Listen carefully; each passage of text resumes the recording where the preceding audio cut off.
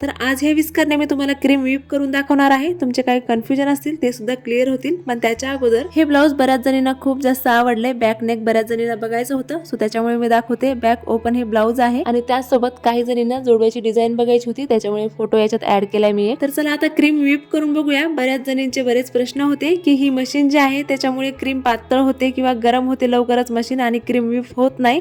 तर आपण बघूया की खरंच क्रीम व्हीप होते का नाही आणि तुम्ही पण बघा. तर पातेलं किंवा बाउल असा खोलच घ्यायचा, त्याच्यामुळे क्रीम उडणार नाही. आणि इथे कमी स्पीड वरती अगोदर मी 1 मिनिट क्रीम व्हीप करून घेतली आणि आता नंतर थोडीशी स्पीड वाढवायची. स्पीड वाढवल्याच्या नंतर आपल्याला याला जवळपास 3 ते 4 मिनिट तरी असं व्हीप करून घ्यायचंय. तर ही इलेक्ट्रिक विस्कर मी 400 रुपयाला मिशोवरून घेतलेला आहे आणि आता क्रीम बघू शकता तुम्ही 3 ते 4 मिनिटांमध्येच एकदम परफेक्ट बनून तयार झाली होती.